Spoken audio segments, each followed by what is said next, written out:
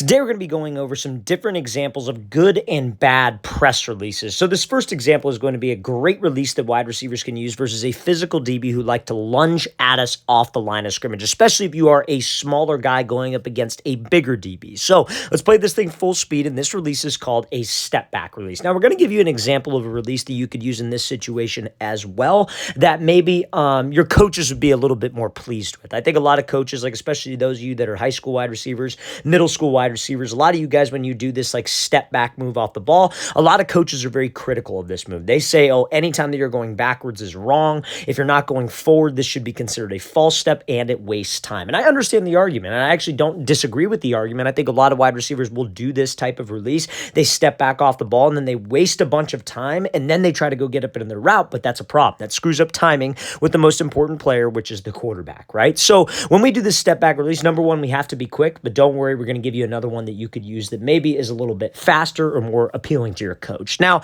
a step back release is essentially that, right? We got a physical DB off the line of scrimmage. How we can tell that he is going to lunge at us is usually by like his body language, right? If his body language is more like, or I guess you could say like his weight distribution. If his weight is shifted more onto the front part of his foot, he's kind of leaning forward, it might look like he's going to lunge. Maybe on film or maybe other reps in a scenario like this, which is like an all-star game scenario, maybe on other reps on film, you've seen this DB try to get physical, so we always want to be prepared for that, right? So it's just a simple step off the ball with your front foot. You just increase the distance between the two of you, because when that DB lunges at us, chances are usually he doesn't have his base. He's not in the most balanced position when he's reaching out trying to touch us. So if we do this quick little step back and then get some space, then I could make him miss with my feet and get up into my route like this wide receiver does. So a great release, guys, that you can use versus a physical press DB is this step back release. Now, something that you don't want to do versus a physical press coverage DB is this example here from Tyreek Hill, and that's what we are going to be talking about next. Now, before we get into this example, you guys,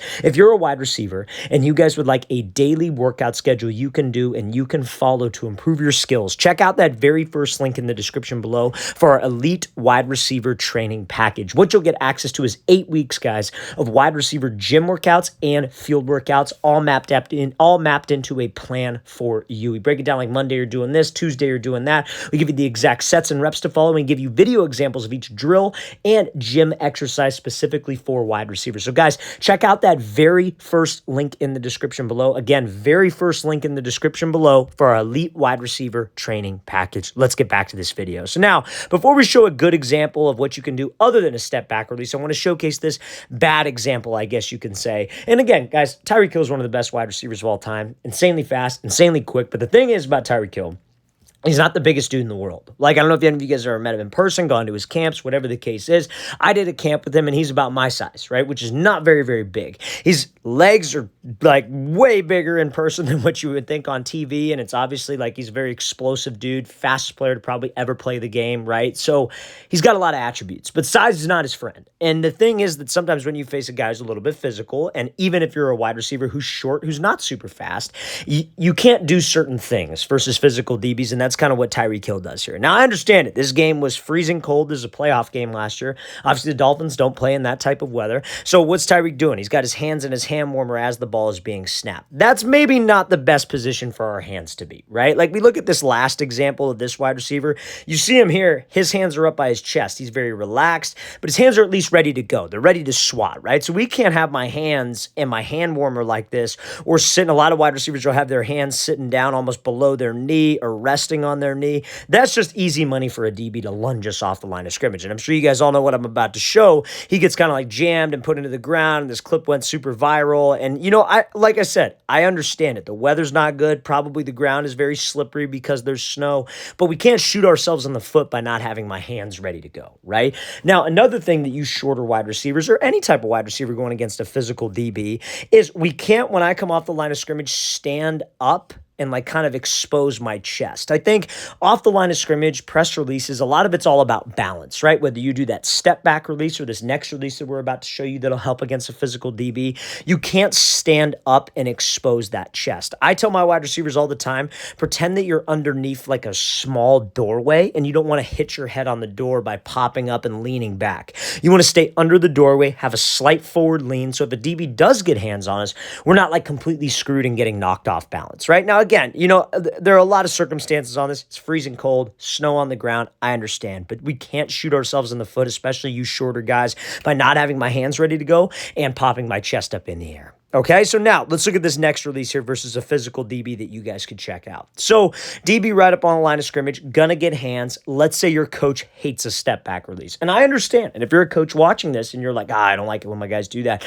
I totally understand. I get it. Maybe you want your guys to just consistently go forward. But there are gonna be DBs who like to get physical. So a release that I like to use in this situation would be a split release. So a split release, this is going to be like a split jab release to the inside because this DB is shaded a little bit to the inside, but let's just focus on the split. So this is a good example of a press release. So this receiver splits his feet, gives a move to the inside, works up to the top of the route, and then runs this dig slipping under the DB. He probably could have ran a little bit tighter to the DB on his stem. We'll talk about what I mean by that in a second, but let's focus on the feet. So guys, a split release, you're not necessarily going forward, but you're not necessarily going backwards. You're just coming to balance like right across this like 40-yard line right here, or whatever yard line that you're on.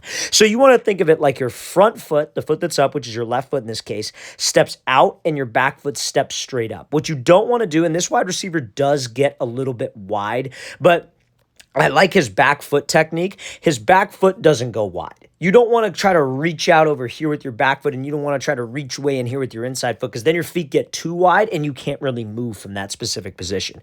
Front foot steps out, back foot goes straight up, and both feet hit the grass at the exact same time, aka coming to balance. So now if you have a physical DB who's lunging at us, at least I have my base in this situation. I'm not splitting my feet. Like a lot of wide receivers, like what they'll do on this split release is this front foot will go like kind of like halfway out and this back foot goes up, and their feet are super like close together when they do this split release. And if your feet are close together and this DB gets hands, then I'm not exactly in a balanced position. You almost want to think of it like you're standing on like a surfboard or a skateboard. That's a balanced position, right? So we split my feet. I go wide with the front, move the back foot straight up. I'm in a position of balance. I'm keeping my chest forward like that last example we showed with Tyreek Hill. Pretend we're underneath the small door. So if that DB does decide to get hands, I'm not screwed and off balance. I come to balance rather than stepping backwards. And guys, this is not a slow release either, right? Like a lot of people think, why wouldn't you go forward? Why wouldn't you just take a step? Why wouldn't you just give a quick jab and then go? I understand, but sometimes guys, like we can't just have one speed of doing things. This is a quick twitch release, but there's a split second hesitation. Both feet hit the grass and then we move up into the route. And that's why I love that versus a physical DB, because if he lunges at us, it's very, very easy to keep balance, maintain like, some type of leverage of my stance and get up into the route. Let's play it one more time, full speed. Great example of that split release. Now, I mentioned this earlier, like he ran a little wide from the DB. Like he's running a dig route. So like dig versus inside shade press, like that DB with an outside release, we could run it two ways, right? We could either stack the DB, which is where he is running directly behind me. And like at the top of the break, he could give like a fake outside cut in.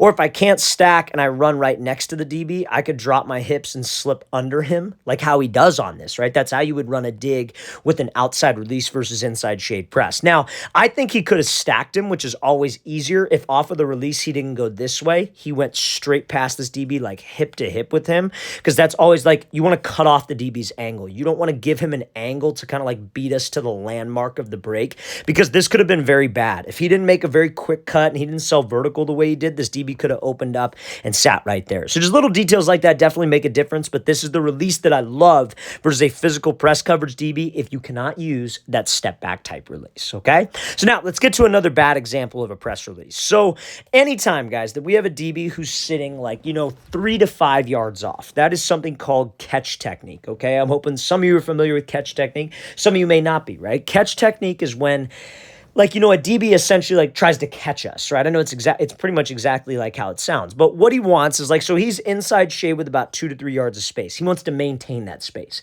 This wide receiver is going to be running a fade route. What he's hoping is that this wide receiver, it kind of goes at him, but we still leave the space, and then he just runs to the outside. Because since there's a gap of space, that DB could cut off our angle and not allow the receiver to stack us, like we were talking about in that last example, right? Remember that last example was press. Imagine if that dude was in and catch, and we took that wide of an angle, he would cut us off all day to that route. So that's why DB plays like this. So whenever I'm to have to do a press release versus this type of look, I have to close the space. That DB's mindset is keep the space. My mindset is close the space. I want to take that line of scrimmage and bring it right to him. And that's what this wide receiver does.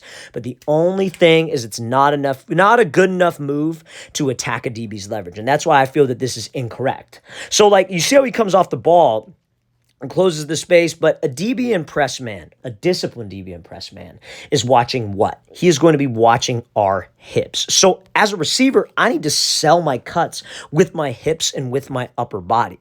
This wide receiver, you see how he just kind of steps to the inside, but his hips and shoulders just kind of stay square. That's not enough to attack his leverage, you guys. So yeah, he might hold his leverage, but he's not necessarily jumping. We're not necessarily going to get separation like that. It's going to be tight coverage, and then I have to make up for it by making a hell of a catch like this wide receiver does, right? But guys, when we close that space, we still have to attack his leverage. Remember, he's lined up inside leverage and in catch. If he was head up, you could just close the space and then maybe go, right? But since he's inside shade, I got to close the space and I got to threaten him to the inside. That's the best way to get him to move. Make him think you're going where he doesn't want you to go or where he's taught to not let you go.